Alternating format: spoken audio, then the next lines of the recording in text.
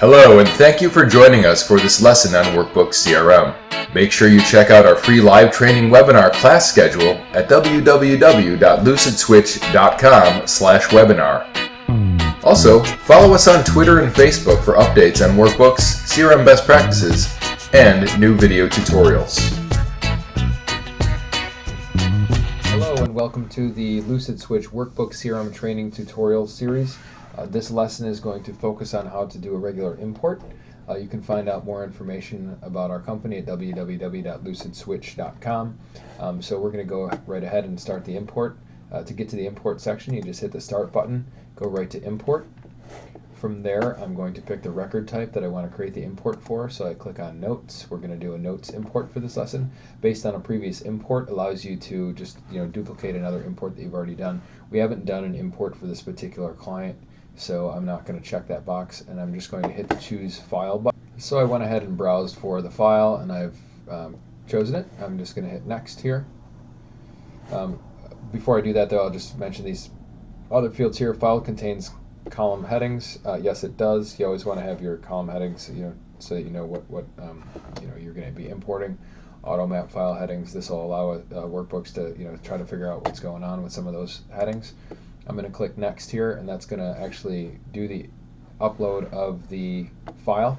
I can click on Uploaded File here to see all of the different items that were uploaded, so I can just check it really quick or whatever. So just go ahead and do that. You can check that if you do an upload or an import.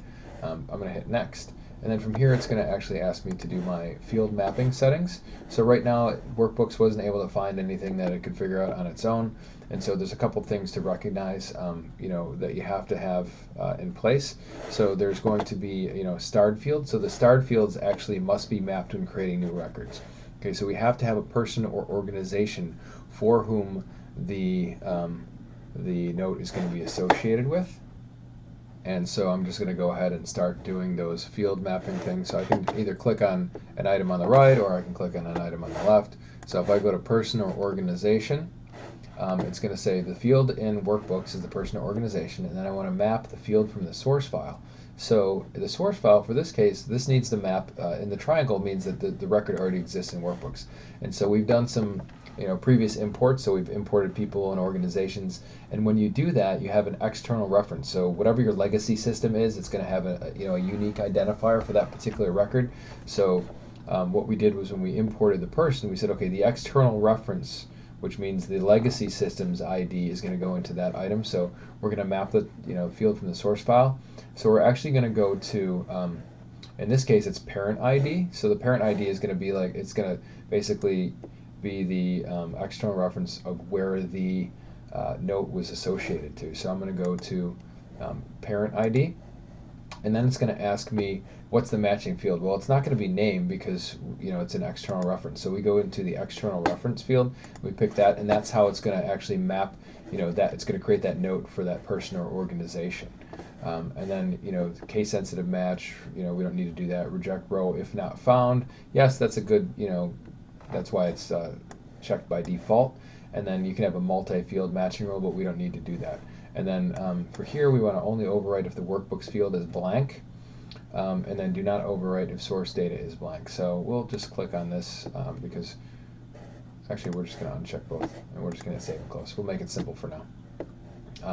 So the next thing we're going to do is do the subject. So we're going to click on subject, and that's something that has to be also checked out in here. So we're going to click on file field, and in this case we were actually updating the client from Zoho CRM into Workbooks, and so the file field for us is going to be the note title.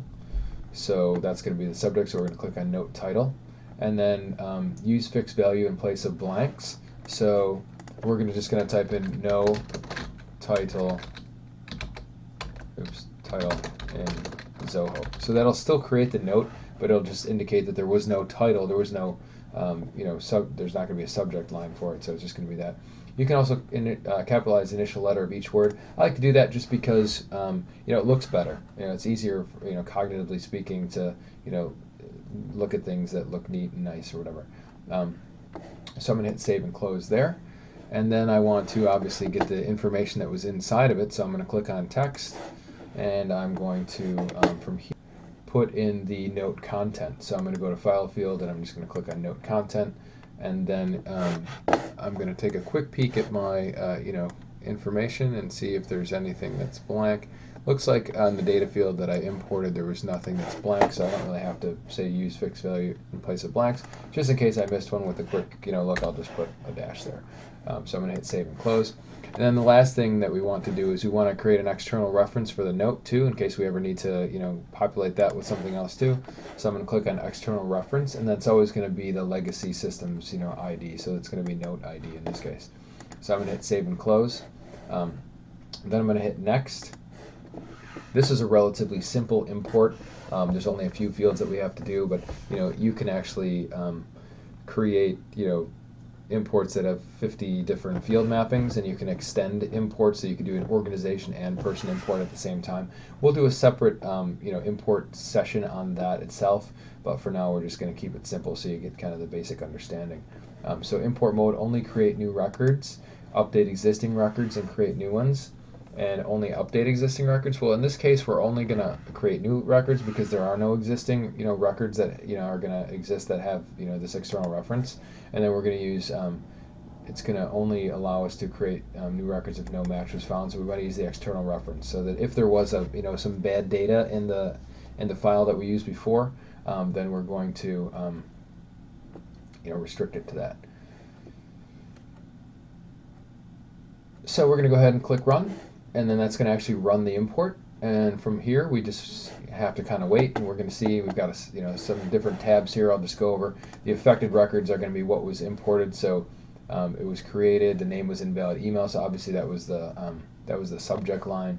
This will show us what errors that we might have. So could not find person or organization with external reference. That's not a bad thing because we did the error handling settings. So basically what this means is that if we couldn't find the person or organization with the external reference, then there's no reason to tie the note to it. So in this particular instance, we had a lot of different businesses that were created when we did the initial import, and we had some that we got rid of because with their legacy data they had a whole bunch of information that they no longer needed. So this is fine. These are probably just old notes. Then we have warnings, so this will show us if there's a warning based on some kind of bad data or whatever.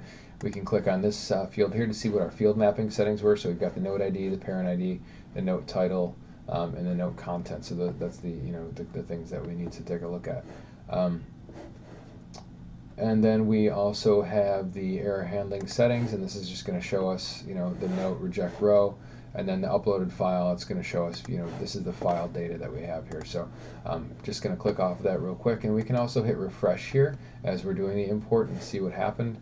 And then we'll see that we've got 133 records that have been imported. There's 161 so far that have not been imported, most likely because there is no organization or person that has that record, which is fine because we already know that we don't need to worry about that for this particular import.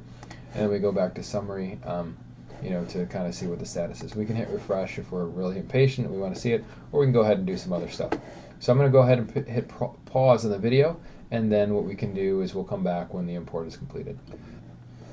Okay, so from here we've just completed the import, and we can see that there's 209 records have been affected, and there's 1,203 errors, which isn't really a bad thing because it just means that these people were not created in this particular import.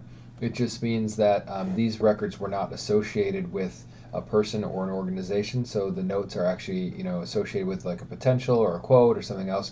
So we're going to go back and do another import to bring these back in again to associate them with those other types of situations. And in that case, we just do an extension of an import, which we'll go over in another video. But you can extend all of your imports. So if it's like a quote import, you can hit there's an extend button, and then you can add the notes field in that fashion. So what I'm going to do now is I'm going to actually open up another import and show you one that was more successful as far as the initial import where there was really no errors that were involved. However, before I do that, I'm just going to note that once you're satisfied that your import is going to work, and you can go to affected records here, and you can click on the note to open it up, it's going to actually be in Workbooks or whatever. But then it's not actually going to, it'll be there for you to view, but it won't actually be submitted. So you can actually just hit the approve button, and once you hit the approve button, it'll actually be an existing record. So I'm just going to now go to another import that we've done previously just to show you how that would look. So this is an example of like import that we already did, and you can see there's an affected records of 1,000 plus with 34 errors. 45 warnings, which just means that there was some information that was couldn't find the employer, so that that specific record was not it was imported, but just the employer was not. So if we go to affected records, we'll be able to see that there was quite a few records that were imported. So displaying 1 to 100, so basically 7424, which is probably about half that, because it's about 3,700, and some of it was a contact detail that was created, so it's about half of that. So out of 3,700 records, we actually only had 34 errors. So that's less than like 0.1% or whatever. So you can see there that that's a pretty good import. So thank you again for watching the Lucid Switch Workbook CRM video training series. Feel free to reach out to us at www.lucidswitch.com. Thank you.